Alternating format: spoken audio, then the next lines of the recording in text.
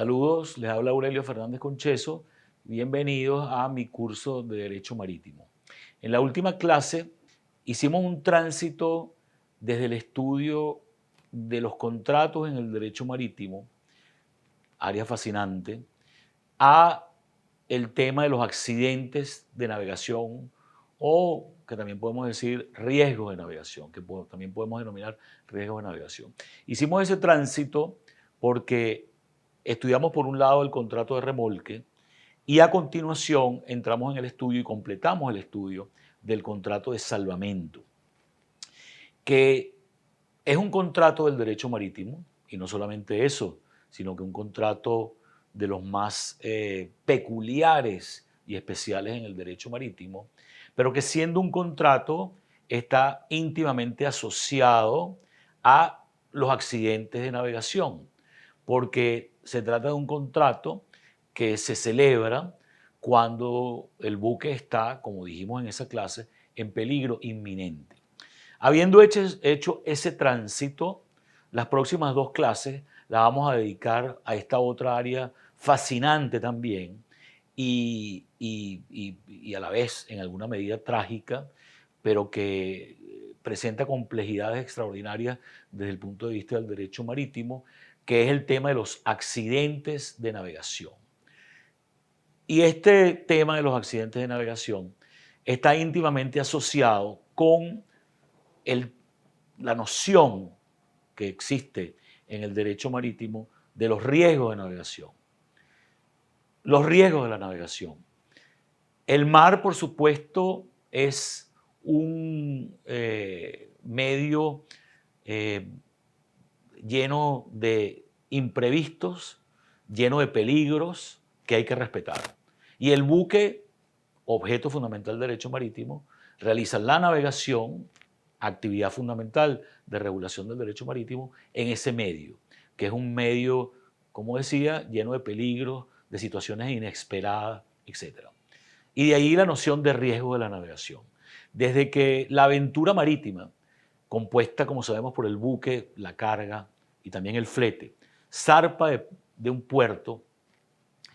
está sometido a un conjunto de riesgos. Y en muchas ocasiones esos riesgos materializan y se convierten en una realidad y se producen los accidentes de navegación. Afortunadamente, con los avances de la ciencia y la tecnología, el nivel y promedio de accidentes es hoy menor que lo que era hace 100 años. Y con el conjunto o la supervisión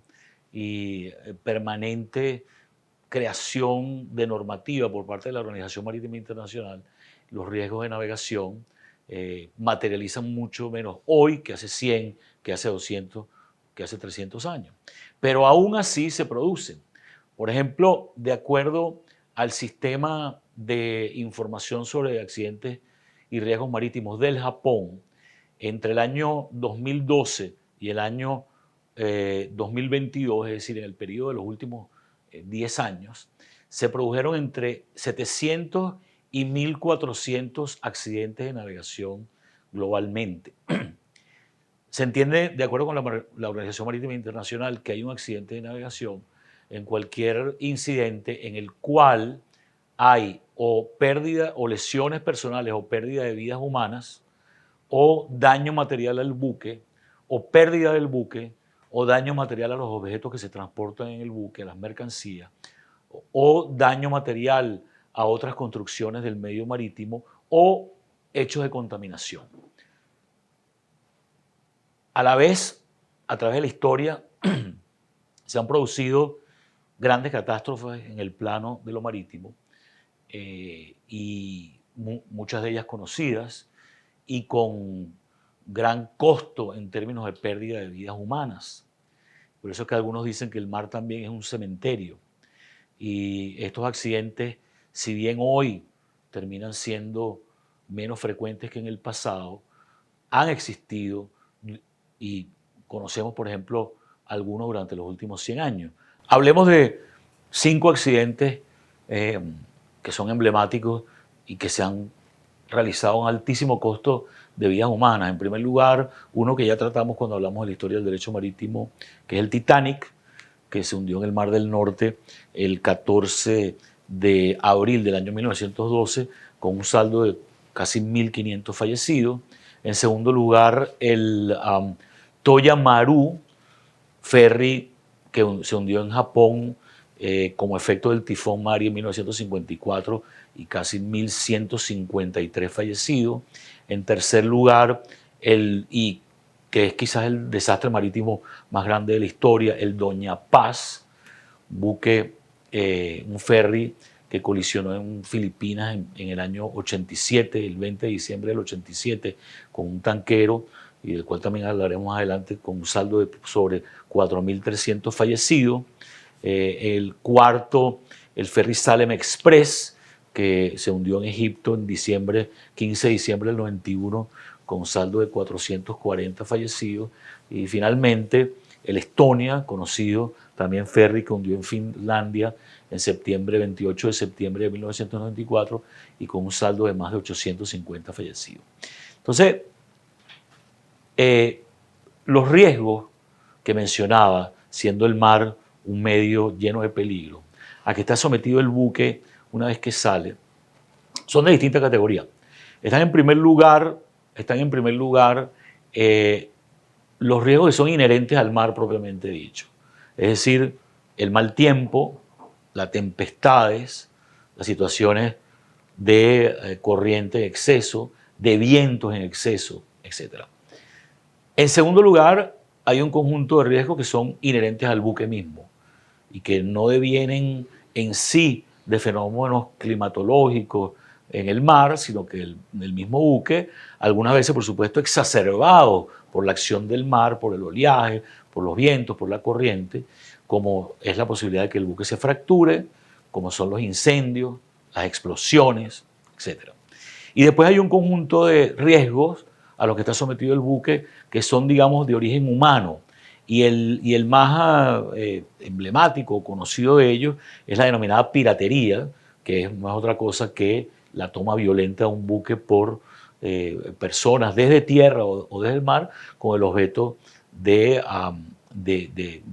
apoderarse de él de manera ilegal. Y también otra categoría, algunas veces no conocida en el derecho común, que es el denominado baratería del capitán y la tripulación, del inglés barratry, y que es básicamente la situación en la cual el capitán y la tripulación se amotinan y toman el buque. Todos estos riesgos de navegación los veremos también en más detalle cuando hablemos del seguro marítimo y sobre todo el seguro de casco y maquinaria. Y por supuesto está el que quizás es más complejo desde el punto de vista del derecho marítimo como riesgo y en el cual influyen las tres factores que mencionaba, algunas veces el mar, otras veces el buque y otras veces el factor humano, que es el de los abordajes y las colisiones. Ahora, la categoría de riesgos que mencioné, toda esta categoría de riesgos que mencioné, cuando generan un accidente marítimo, producen, en muchos casos, en el buque o en la carga, una avería. Y el derecho marítimo, entonces, ha establecido una división entre las averías, entre la avería particular y la avería gruesa o común. Constituye una avería particular aquella que se produce al buque o a la carga, que por efecto del origen y las circunstancias que la rodean, es un tipo de avería que el buque o la carga tiene que cargar y con la cual tiene que cargar el buque o la carga según corresponda. El ejemplo típico es, por ejemplo, un buque aproximándose a un muelle para atracar en el muelle y que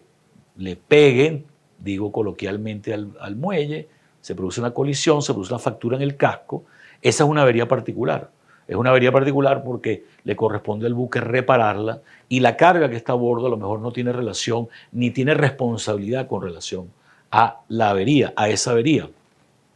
O un caso de avería particular de la carga típico es la situación en la cual la carga se daña durante el trayecto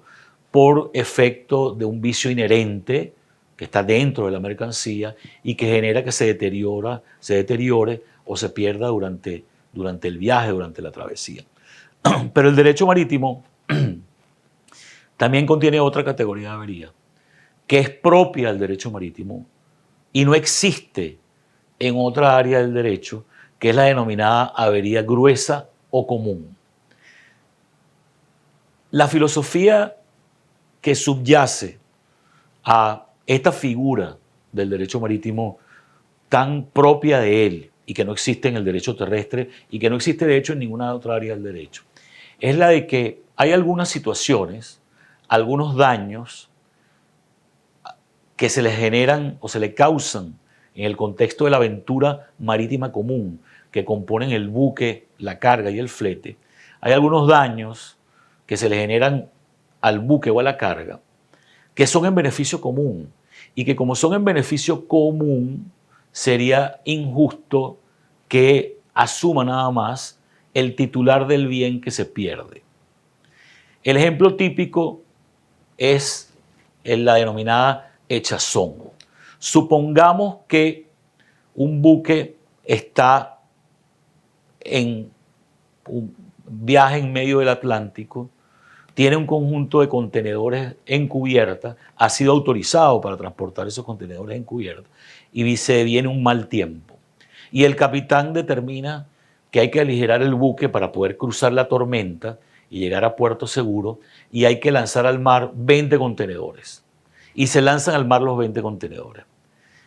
Y gracias a que se lanzaron al mar los 20 contenedores, el buque y el resto de la carga se salvan.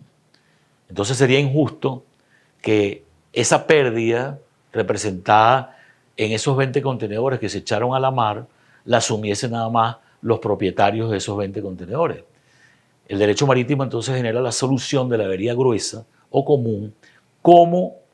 una solución en la cual la pérdida de esos 20 contenedores la pagan, por utilizar un término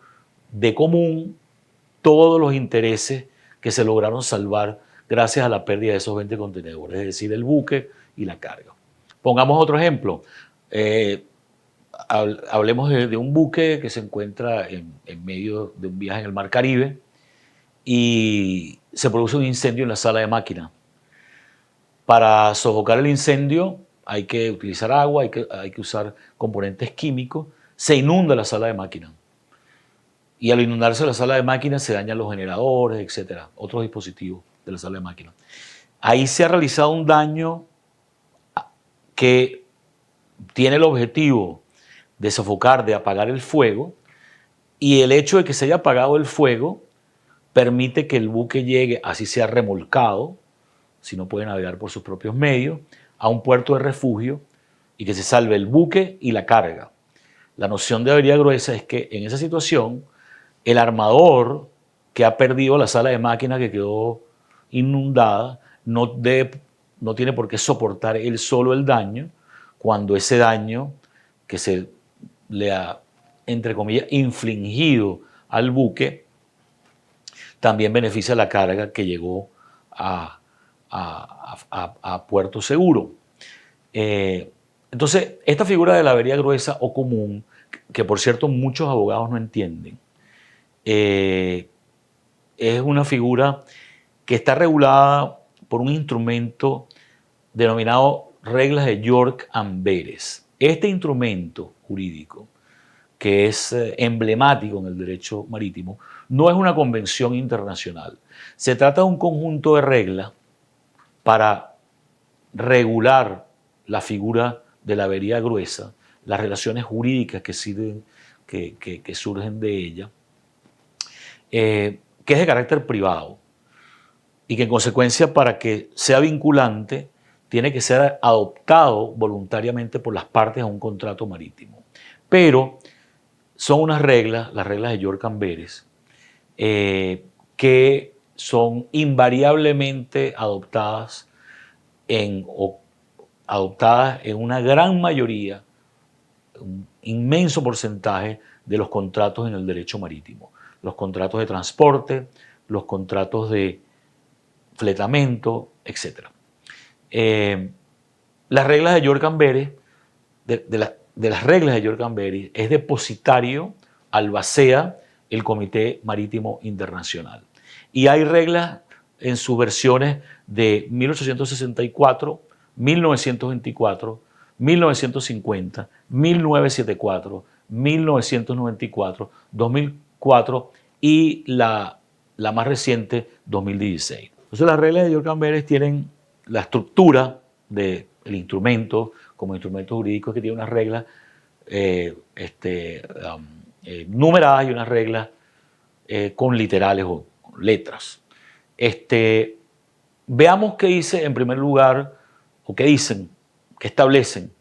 las reglas de York Amberes sobre qué es la avería gruesa, y creo que es la mejor forma de que lo entendamos. Según la regla A1, existe una avería gruesa cuando y solo cuando se realiza un gasto o un sacrificio extraordinario, razonable, de manera intencional para la seguridad común y la preservación de un riesgo del mar, de los intereses comunes de una aventura marítima, es decir, el buque, la carga y el flete. Entonces, fíjense los componentes. Se trata en primer lugar de un gasto o un daño causado de manera intencional, de forma que cuando el daño no es intencional, sino es accidental, no hay un acto de avería gruesa, de forma razonable, es decir, que tiene que ser razonable la decisión de generarlo, y tiene que ser para el interés común del buque y de la carga. Si faltan algunas de estas tres elementos, no se está en presencia de un acto de avería gruesa que tienen que pagar todos los intervinientes en la aventura marítima, sino que se trata de una avería particular que le corresponde pagar al buque o la carga según el caso. Ahora, fuera de definirlo, las reglas de York Amberes establecen en toda una estructura, en toda su estructura normativa, qué gastos y sacrificios se consideran aceptables, la extensión en que el gasto o sacrificio se considera aceptable para ir a lo que se llama la masa de la avería gruesa, qué gastos no lo son, etc. Utilicemos el ejemplo de la hinchazón de los 20 contenedores que mencioné. El buque está en medio del océano, se produce una tempestad, el capitán considera que es necesario aligerar el buque y echar sobre la borda 20 contenedores, y esos 20 contenedores se perdieron, pero se salvó el buque y se salvó el resto de la carga. Esos 20 contenedores tienen un valor, llamémoslo, digamos que para efectos del ejemplo, el total del valor de los 20 contenedores son $1 millón. Repito, nada más para efectos de simplificar el ejemplo. Entonces, lo primero que debe suceder es que el armador, para que no sea responsable de forma exclusiva de la pérdida de esos 20 contenedores, sino que además pueda exigirle al resto de la carga, digamos, si había 500 contenedores en el buque, a los otros 480, a los propietarios de los 20 contenedores, que debe declarar avería gruesa a través de una declaración formal. Y también las reglas de York Amberes establecen ese requisito y cómo se hace. Una vez declarada la avería gruesa, realizada la declaratoria de avería gruesa por parte del armador, entonces el armador tiene derecho a no entregar la carga, en el ejemplo que estoy utilizando, no entregar los otros 480 contenedores, hasta tanto cada uno de esos otros, o el resto de esos 480 contenedores, le garantice, antes de entregárselo, que va a cumplir con el pago de su contribución a lo que fue el costo de los 20 contenedores que se echaron a la mar y que hay que pagarle a los propietarios de los 20 contenedores. El mecanismo a través del cual, y para eso, normalmente lo que sucede es que los propietarios del resto de los otros 480 contenedores le entregan al armador lo que se llama una garantía de avería, o en inglés average bond, normalmente emitido por su compañía de seguro o por un banco, lo cual entonces le garantiza al armador que va a poder cobrar. Por otra parte, el armador debe nombrar un ajustador de avería gruesa, que existen en el mundo unos cuantos especialistas en ajuste de avería gruesa. ¿Qué hace el ajustador de la avería gruesa? El ajustador de la avería gruesa toma los valores perdidos, es decir, hace un cálculo de cuánto costaban el valor de esos 20 contenedores, por ejemplo, el $1.000.000 que le dije, y después hace un cálculo de los valores de contribución. Dice, determina, el buque vale tanto, el resto de la carga vale tanto, los otros 480 contenedores vale tanto. En consecuencia, a usted, señor buque, de lo que hay que pagarle al propietario de los 20 contenedores, le toca el 62%, y a ustedes, señores propietarios de los otros 480 contenedores, les toca el 38%. Se completa el ajuste de la avería, se liquida la avería, se hacen los pagos y todo el mundo está feliz, o por lo menos se cumplió con los parámetros legales, aunque no todo el mundo esté feliz. Porque en este tema de la avería gruesa hay muchas personas, muchos colegas en el derecho marítimo, sobre todo mucha gente del lado de la carga, que considera que la avería gruesa es injusta para la carga. Y en algunos casos lo puede ser, sobre todo cuando el daño o accidente que conduce a la necesidad de realizar el sacrificio intencional para salvar la identidad común, deviene de que el buque es un buque subestándar, que está en mal estado, que es innavegable, etc. Esto se puede pelear, es decir, ante la declaratoria de avería gruesa, algunas veces sucede que la carga le entrega al armador la garantía de avería para retirar el contenedor. Más después, los intereses de la carga van a un tribunal y demandan al armador o impugnan la declaratoria del armador de que hay una avería gruesa. Este ejemplo que les he puesto es muy sencillo en términos de los valores de la masa de la avería, que es el total de los gastos que se han realizado, los sacrificios que se han realizado, que deben ser cancelados por los intereses de contribución, que son el buque y la carga, pero por supuesto hay actos que son mucho más complejos. Cuando se produce un incendio, cuando se produce una explosión, cuando se produce un abordaje, cuando se produce una colisión, y entonces hay que hacer reparaciones, hay que entrar a puertos, son 2 buques, son varios buques, alguna carga se pierde, otra no se pierde. Entonces el ejercicio de determinar qué actos se consideran de avería gruesa, y sobre todo qué gastos se consideran de avería gruesa, los gastos de salvamento, qué parte de los gastos de salvamento, qué parte, porque hay parte de los gastos de salvamento que quizás no son en beneficio de la identidad común, sino por ejemplo para evitar daños ambientales, qué parte de los gastos de la reparación, qué parte de los gastos incurridos en puertos, repatriación de la tripulación, alojamiento de la tripulación, alimentos de la tripulación, etc. Y entonces las reglas de York Amberes lo que hacen es establecer un conjunto de parámetros para que se puedan liquidar de forma adecuada esas averías gruesas, que son la mayoría de los casos, que son más complejas, y ese es el trabajo del ajustador de la avería gruesa. Como dije, es una figura que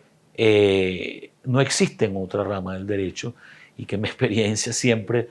produce asombro, produce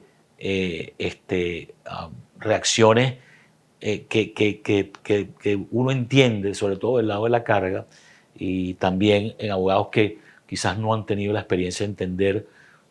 o de trabajar con ella. Entonces, con esto creo que queda clara la separación entre lo que es la avería particular,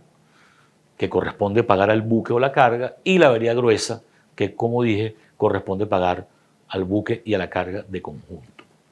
Vamos a, establecido eso, entrar en lo que creo que sería el punto central o la figura central en el estudio de los accidentes de navegación, mencioné que el sistema de información sobre accidentes y seguridad marítima del Japón ha establecido que en el periodo de los últimos 10 años, que van desde el año 12 hasta el 22 o del 13 hasta el 23, el promedio de en un promedio de accidentes marítimos de 700 a 1400, entre 180 y 300 son colisiones o abordajes, solamente de segundo, con relación a un número de entre 150 y 370 de promedio anual de varaduras o encallamiento. Entendida la varadura o el encallamiento por la situación en la cual la quilla del buque, el casco, toca fondo y no puede seguir navegando. Pero sin duda que los abordajes y las colisiones son una categoría de accidente marítimo que genera complejidades significativas desde el punto de vista del derecho marítimo cuando suceden, grandes daños, pero más importante, son potencialmente catastróficos desde el punto de vista de pérdidas humanas. Ya dijimos anteriormente en la clase que el desastre marítimo más costoso en términos de vidas humanas, del cual haya registro en tiempos de paz, que es el hundimiento, el Doña Paz en las Filipinas, después de haber colisionado con un tanquero denominado el Vector, que llevaba como unos 8.000 barriles de diésel aproximadamente, en ruta desde la isla de Leyte hacia Manila, generó por sobre 4.300 fallecidos. De manera que, como digo, el potencial de efecto catastrófico de una colisión o abordaje es muy grande. Ahora, se entiende por abordaje, en el derecho marítimo, el choque violento entre dos o más buques. Esa es la definición, es decir, el choque violento entre dos o más buques. Y se entiende por colisión el choque violento entre un buque y un objeto fijo, una plataforma, un puente, un muelle, etc. Curiosamente, esta distinción existe en el castellano o español, mas no en el inglés. Es decir, que en castellano, en español, hablamos de abordaje cuando se trata de un choque violento entre dos buques y de colisión cuando se trata de un choque violento entre un buque y un objeto fijo, más en el inglés, como no existe palabra equivalente a la palabra abordaje, se entiende por colisión, collision, como se dice en inglés, tanto lo uno como lo otro. De manera que los anglosajones no tienen la ventaja de esa distinción y utilizan el término collision para referirse tanto al choque violento entre dos buques como al choque violento entre un buque y un objeto fijo. El sistema jurídico que rodea a los abordajes y las colisiones es un sistema jurídico complejo y, por otro lado, hoy en día muy sofisticado. En primer lugar, hay un conjunto de disposiciones de rango general, de tipo general o de normativa, o hay una normativa de rango general que está diseñada como una especie de manto o capa protectora para generar seguridad en la navegación de forma general. Y quizás la convención más importante aquí es la Convención para la Seguridad de la Vida Humana en el Mar, SOLAS, del año 74, y todos los instrumentos que derivan de ella, incluyendo el Código de Seguridad de Gestión. Como decía, estos son instrumentos jurídicos que buscan una capa protectora de seguridad general, de manera que la navegación como un todo en el mundo se haga de forma segura. Y después hay un conjunto o hay un sistema normativo dirigido en primer lugar a regular las colisiones, los abordajes, o a evitarlos, o a prevenirlos, y en segundo lugar a regularlos y darle un tratamiento jurídico adecuado a cuando ellos suceden. Ese sistema normativo está compuesto en primer lugar por la Convención Internacional para la Unificación de ciertas reglas en materia de abordaje de Bruselas de 1910, que entró en vigencia en 1913 y está ratificada por 86 países. En segundo lugar, por la Convención Internacional sobre la Unificación de ciertas reglas en materia de jurisdicción civil derivada de con relación a los abordajes, derivada de los abordajes, que del año 52, de Bruselas también, del año 52, que entró en vigencia en el 56 y al cual son parte 72 países. En tercer lugar, por la Convención Internacional sobre la Unificación de ciertas reglas en materia de jurisdicción penal en casos de abordaje, también del año 52, que entró en vigencia en el año 55, 1955, y del cual son parte 81 países. En cuarto lugar, y muy importante, la Convención Internacional para prevenir los abordajes en el mar, conocida como COLREG, del término en inglés Collision Regulations, que entró en vigencia en el año 1977 y del cual son parte 136 países. Y finalmente, las denominadas reglas de Lisboa de 1988, que no son una convención internacional vinculante, sino son un instrumento de guía de cómo indemnizar a las víctimas de daño en caso de colisión abordaje, y que fueron redactadas por el Comité Marítimo Internacional. Ahora veamos un poco de cada una de estas. De todas estas, en primer lugar, hay que referirse a COLREG, es decir, repito, la Convención Internacional para prevenir los abordajes en el mar, porque vemos que este sistema normativo, digamos, existe en dos planos. En primer lugar, y lo más importante, para prevenir los abordajes, para prevenir las colisiones. Y en segundo lugar, para, una vez sucedido, darle adecuado tratamiento de manera que haya un orden jurídico en el proceso que se adelanta una vez que se ha producido el incidente y que ya es una realidad en el mundo de la realidad práctica y en el mundo del derecho.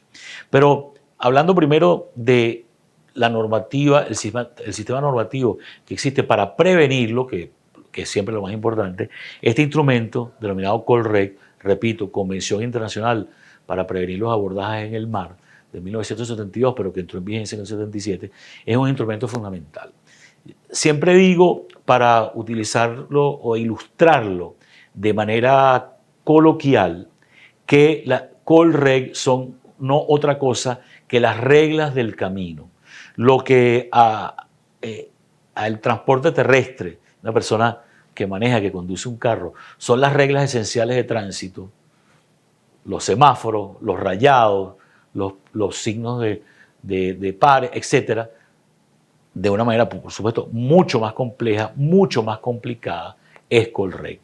Está dividido en 5 partes que comprenden un conjunto de disposiciones de tipo o reglas de carácter general, después reglas relativas a maniobras, reglas relativas a las luces, reglas relativas a sonido y situaciones de exención. La obligación fundamental que establece COLREG a los navegantes es el de la vigilancia. Establece como principio fundamental que, en primer término, la tripulación, el capitán y la tripulación deben, para evitar un abordaje, tener una vigilancia permanente. Y esa vigilancia permanente no significa una vigilancia nada más visual, porque en el mundo de hoy, con la tecnología, el navegador tiene miles de dispositivos o múltiples dispositivos para saber y entender el tráfico de buques que está moviéndose a su alrededor. De manera que la regla de COLREG de que el navegador debe mantener una vigilancia permanente está asociada a que debe hacerlo con todo medio que tenga a su disposición para realizarlo, visualmente, con binoculares, con radar, con ARPA, con GPS, con incluso radio, teléfono satelital, etc. Entonces, esa es, digamos, la primera regla. La segunda regla es que el navegador debe en todo momento hacer todo lo que esté a su alcance para evitar una colisión o abordaje. Pero por supuesto, lo primero que hace falta para que esté en esa posición de utilizar todos los medios que estén a su alcance para, para evitar el abordaje o colisión es que debe tener una apropiada vigilancia, porque si no tiene una apropiada vigilancia, no entiende o no está en una, no tiene una percepción real de su entorno y mal puede tomar medidas para evitar una colisión o abordaje. Y de hecho, si vemos muchos de los abordajes en los cuales uno interviene, se da cuenta que suceden porque hay una errada percepción del entorno por parte del navegador. Y en consecuencia, muchas veces, más que error humano entendido como no tomar las medidas del caso, lo que sucede es que por una deficiente vigilancia, se ha llegado a una situación en la cual el navegador no entiende su entorno y al no entender su entorno no puede tomar las medidas adecuadas para prevenir el abordaje una vez que el buque entra en lo que se llama rumbo inevitable de colisión. Cuando hay una colisión o cuando hay un abordaje, el momento en el cual era inevitable esa colisión o ese abordaje no es el momento en el cual los dos buques chocan violentamente, o el momento en que el buque choca violentamente contra un puente o una plataforma. No, hay un momento anterior a eso, en el cual la cadena de errores que cometió el navegador desembocó en una situación en la cual el abordaje ya es inevitable. Un ejemplo simple de esto, si algunos de ustedes han visto la película del Titanic, se dan cuenta que el Titanic, que colisionó con un iceberg en el Mar del Norte, los navegantes que estaban vigilando lo perciben mucho antes del momento en que el buque colisiona con el iceberg. Pero hubo un momento en el cual ya era inevitable que colisionase. Y en consecuencia, esa falta de percepción del entorno del navegador es la que produce que el rumbo inevitable de colisión muchas veces sea muy anterior a lo que, no tenga una anterioridad suficiente o una relación de tiempo o una distancia temporal entre el momento en que es inevitable y el momento que se produce la colisión que le permita al navegador o al capitán y a la tripulación tomar las medidas para evitar que se produzca la colisión. Entonces, en cuanto a la segunda regla, es que hacer todo lo necesario para que se evite una colisión y asumir que hay una colisión cuando en verdad haya riesgo de ello, Colrego ordena que el navegador tenga una plena conciencia de cuándo puede haber un peligro de colisión o de abordaje o no. Y a la vez que en aquella situación en la cual tenga duda de si hay un peligro de navegación, un peligro de colisión o de abordaje, tenga duda, debe asumir que hay un peligro y tomar las medidas necesarias para evitar que ello se produzca. También Colrego ordena que el navegador, ¿verdad? Siempre en el contexto de esa regla de que debe tener su entorno, navegue con seguridad, y navegar con seguridad significa un conjunto de cuestiones, como decía, primero tener adecuada vigilancia, segundo tener completa percepción del entorno, tercero ir a la velocidad adecuada, ir a una velocidad adecuada. Y la velocidad adecuada que Colrego ordena que debe llevar todo buque también es un término relativo. Y ese término relativo está en función de un conjunto de factores: el nivel de visibilidad, el tráfico en el entorno, la maniobrabilidad que tenga el buque dependiendo de las aguas donde se encuentre, el estado del viento, de la corriente, el estado la propia situación del buque en cuanto a calado, si está cargado, si no está cargado, etcétera, etcétera, etcétera. También tiene que ver la velocidad con la interrelación que decía el entorno del buque con otros buques en en la vecindad y, digamos, el nivel de preeminencia que el buque tiene en cuanto a su interrelación con los demás y que está asociado a la capacidad que ese buque tiene de maniobrar, aumentar o disminuir su velocidad y en general accionar para navegar con seguridad y evitar el abordaje. Y entonces allí Colreg establece cuál es digamos, el orden de prioridades en cuanto a qué buque se considera más en mejor situación que otro y sobre todo también califica cuáles son los buques que aquel que tiene maniobrabilidad y que en consecuencia tiene una posición prioritaria con relación a sus capacidades de gestionar para evitar el abordaje, debe entender con relación a los otros, y que son buques que estén sin gobierno, buques que tengan su capacidad de maniobra restringida, buques que tengan problemas con relación a su calado, buques que estén pescando, buques de vela, aeroplanos, etc. Colreg también entonces tiene un conjunto de reglas con relación a cómo, en primer lugar, cruzar otro buque, en segundo lugar, pasar otro buque y en tercer lugar, tratar otro buque que viene, digamos, de frente. En primer lugar, en lo que tiene que ver con el cruce, hay un conjunto de gráficos, pero le quiero enseñar este gráfico para que vean lo que es, digamos, coloquialmente llamamos la zona roja y la zona blanca en un buque. Igual que sucede en un cruce, ¿verdad? Colreg establece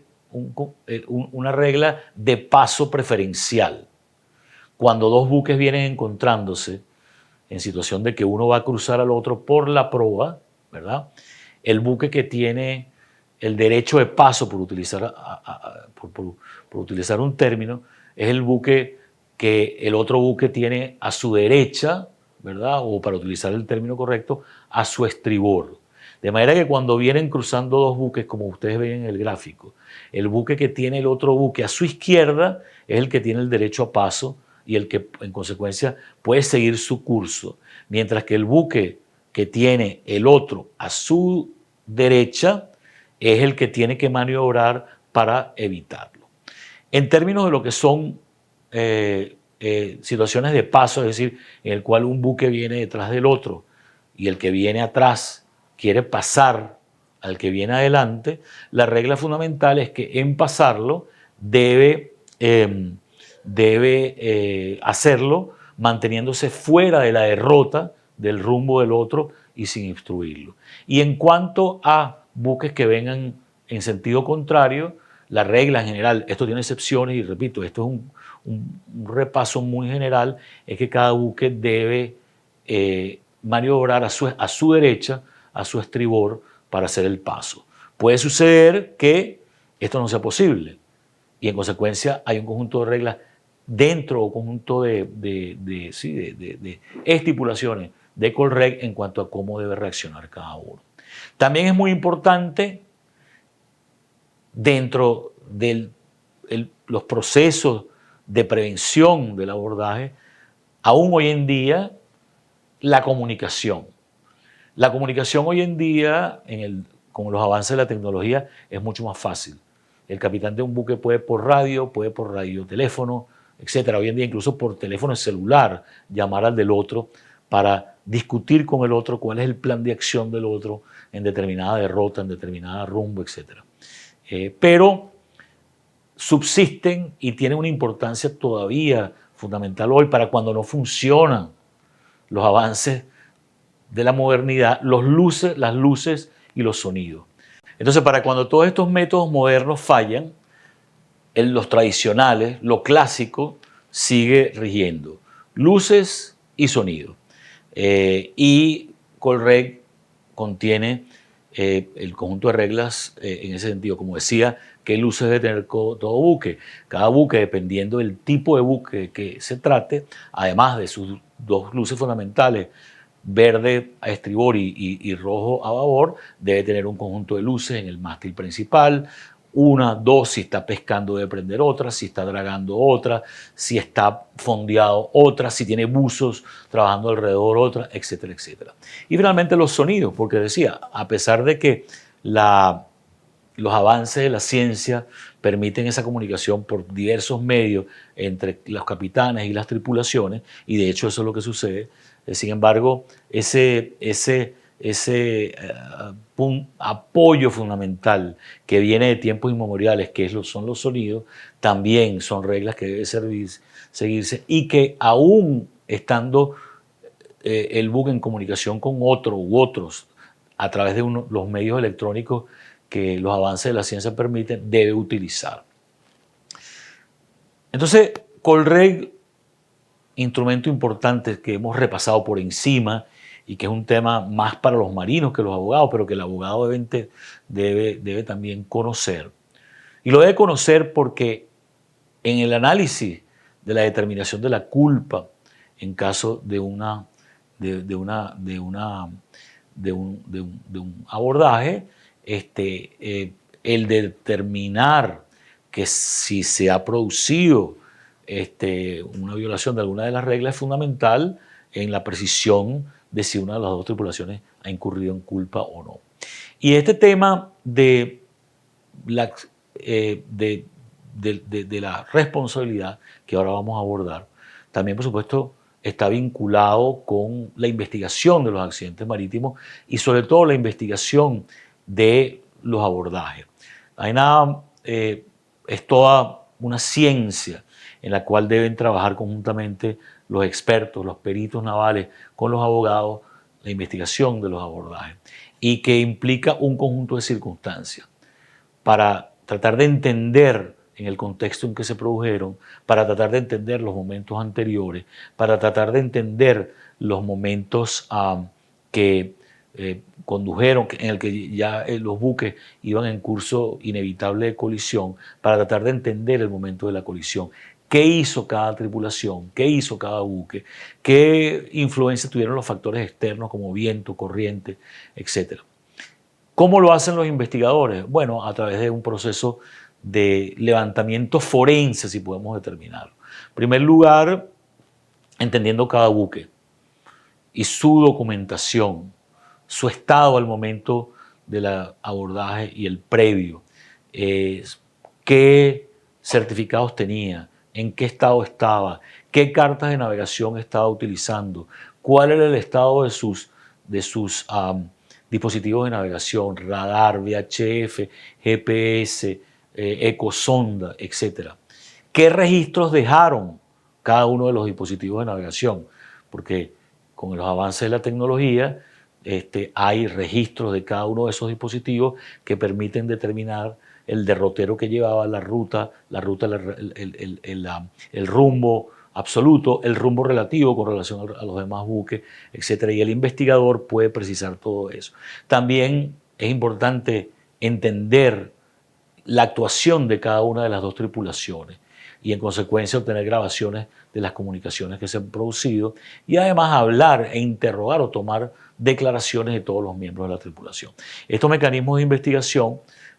hoy en día permiten llevar hasta reproducciones que hemos visto audiovisuales casi exactas de lo que sucedió. Ustedes lo ven audiovisualmente cada día y esas reproducciones audiovisuales son una herramienta importante para el abogado después en juicio o en arbitraje, cuando se producen las digamos, confrontaciones entre los intereses y entre los buques derivados de un abordaje o de una colisión. Ahora, todo esto que hemos hablado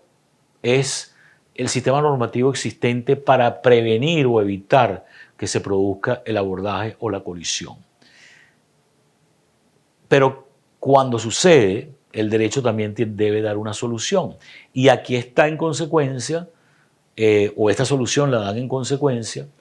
la mayoría de las legislaciones de los países tienen un conjunto de reglas. Esas reglas pueden diferir, pero en materia de lo que es el tratamiento posterior, una vez que ya se ha producido el abordaje, hay un nivel importante de uniformidad a nivel internacionalmente. Los dos variables que son fundamentales en poder dar este tratamiento es, en primer lugar, determinar quién tuvo la culpa y cuál fue su grado de culpa, y en segundo lugar, determinar, en función de ese grado de culpa, qué debe pagar cada quien. Y esas son las dos variables que busca determinar este sistema de instrumentos jurídicos de carácter internacional que están hoy, que inspiran hoy muchas de las legislaciones internas. En primer lugar está, como decía, y mencioné, la Convención de Bruselas para la unificación de ciertas reglas en materia de abordaje de 1910. Fíjense que tiene ya hoy en día 113 años y sin embargo se mantiene vigente. Y sin embargo, además, como decía, inspira muchas de las legislaciones internas. Porque las reglas son muy simples. En la Convención de Bruselas de 1910, determina quién paga en función de quién tuvo la culpa. La precisión de quién tuvo la culpa depende del análisis de si se cumplieron las reglas del camino o no. Y eso deviene también del proceso de investigación del accidente del abordaje. Pero las reglas en la Convención del 10 son muy simples. Cuando ninguno de los dos buques ha tenido la culpa, ahí se habla de un abordaje fortuito, lo cual es improbable, pero puede suceder. Cada uno de los dos buques paga su daño. Cuando, en sentido contrario, un solo buque tiene la totalidad de la culpa, ese buque paga la totalidad de los daños. Es decir, paga los daños propios y los del otro buque, que por cierto no solamente son lo que corresponde al buque como tal, sino también la carga que venía a bordo, porque es muy factible que en el abordaje no solamente se haya dañado el buque, sino también la carga y también que haya habido lesiones personales o fallecimientos de la tripulación o pasajeros. Y entonces, si ese buque es responsable, exclusivamente responsable, él paga todos los daños que se han generado en todos esos planos. En tercer lugar, cuando hay culpa compartida, es decir, que los dos buques son responsables, cada uno de los buques paga proporcionalmente a su grado de culpa. Es decir, que si en un abordaje un buque tiene el 70% de la culpa y el otro el 30%, el que tiene el 70% paga el 70% de los daños y el que tiene el 30% de culpa paga el 30% de los daños. Esto puede parecer simple, pero no lo es, porque para poder determinar el total de los daños hace falta también generar una masa un poco parecido a lo que ocurre en la avería gruesa. De manera que el que tiene el 70% va a pagar el 70% de un conjunto de daños que se suman y que incluyen los daños a su propio buque, los daños al otro buque, los daños a su carga, los daños a la carga a bordo del otro buque. Cuando digo lesiones personales o muerte, también los daños derivados de eso a las víctimas. La Convención establece que en materia de daños materiales y frente a terceros, por ejemplo, la carga o por ejemplo un muelle que haya resultado dañado como efecto del abordaje, la responsabilidad de los buques es proporcional a su grado de culpa. Entonces, si por ejemplo el señor del muelle sufrió un daño de 100 y un buque es culpable de 70, tuvo un grado de culpa del 70% y el otro del 30%, el señor del muelle solamente puede reclamar 70 de uno y 30 del otro. Mientras que en materia de lesiones personales o muerte, los afectados, las víctimas,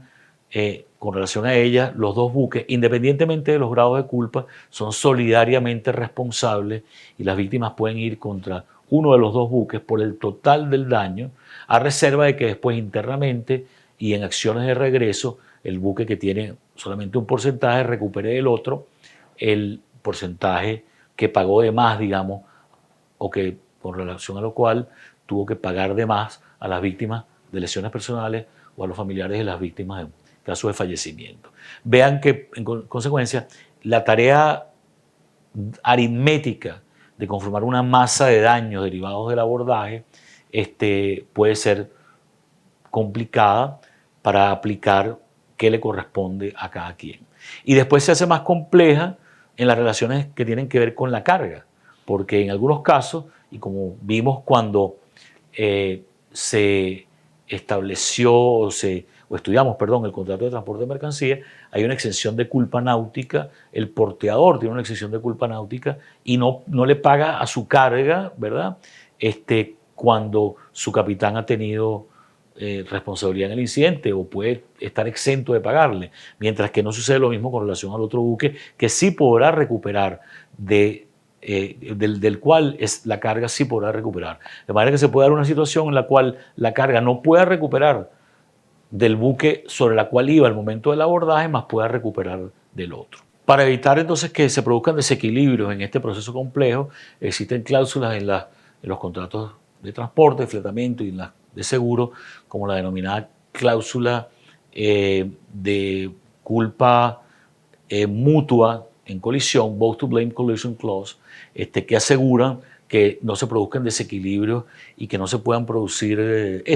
desbalance en el proceso a través del cual se indemnizan los daños derivados de un abordaje. Es importante también que hay una diferencia en el tratamiento de la mayoría de las legislaciones entre los abordajes y las colisiones. Es decir, el choque violento entre dos buques y el choque versus el choque violento entre un buque y un objeto fijo. ¿Por qué? Y esto lo voy a decir brevemente, pero creo que con este principio va a quedar claro. Porque en el caso de un choque violento entre dos buques, es decir, un abordaje, hay acción humana en ambos. Mientras que en el caso de una colisión, es decir, el caso de un buque que impacta, digamos, un puente o un faro o una estructura costa afuera, del lado del objeto fijo difícilmente va a haber habido culpa, aunque puede haberla. Si, por ejemplo,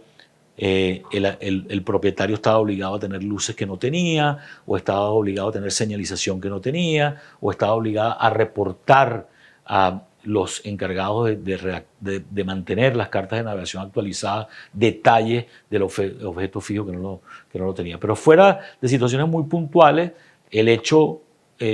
humano o la acción humana está toda del lado del buque. Y por eso es que hay un tratamiento diferenciado en la mayoría de las legislaciones del mundo y ciertamente en estas convenciones que mencioné, que se refieren a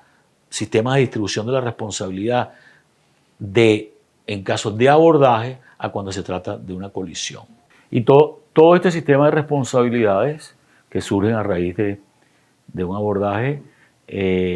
son, por supuesto, sin perjuicio del derecho de los armadores involucrados, según la situación, según las particularidades, según los grados de culpa,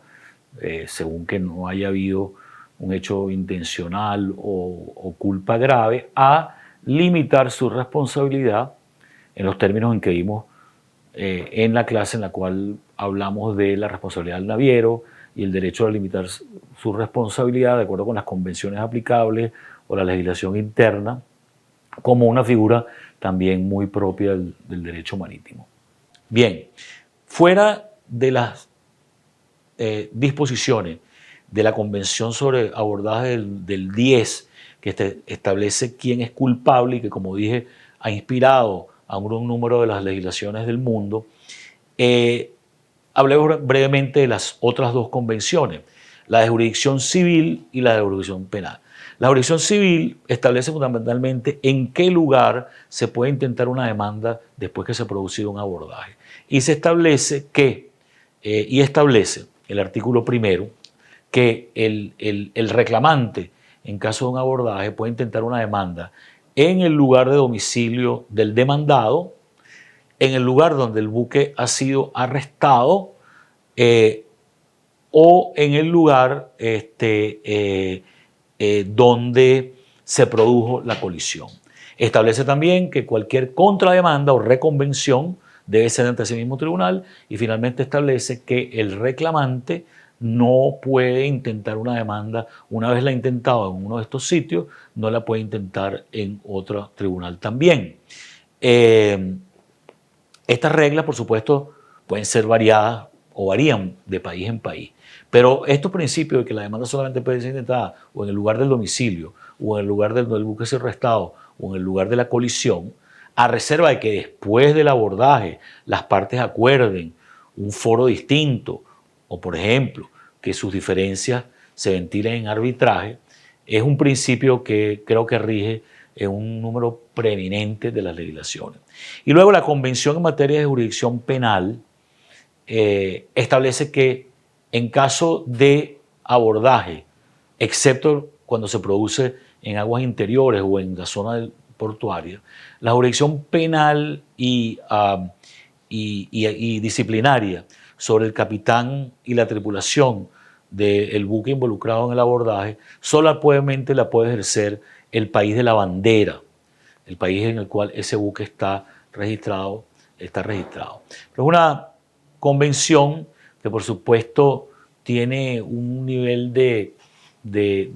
injerencia en las legislaciones internas de otros países y en consecuencia muchas legislaciones tienen previsiones diferentes y le dan a sus tribunales, a sus autoridades de investigación, jurisdicción tanto penal como administrativa en caso de abordaje, aun cuando se haya dado fuera de la zona portuaria o de aguas interiores, cuando por ejemplo ha sido en el mar territorial. Finalmente, termino mencionando las denominadas reglas de Lisboa de 1988 del Comité Marítimo Internacional. Como decía, estas reglas son voluntarias y como toda regla voluntaria, no vinculante, depende exclusivamente de la voluntad de las partes acogerla. Son reglas para acoger luego que se ha producido el abordaje y lo que determina es cómo se debe indemnizar a cada uno de los buques en caso de arbitraje, en caso de abordaje. Por ejemplo, principio fundamental, y yo diría que es el principio fundamental que rige la regla, el que básicamente cada una de las partes debe a cada una de las partes en los procesos de indemnización derivados de un abordaje se les debe colocar en la misma posición que tenían antes. Hemos visto entonces estos principios muy generales de los accidentes de navegación, de los riesgos de la navegación, de la avería gruesa y particular y sobre todo de los abordajes en esta primera clase de 2 en materia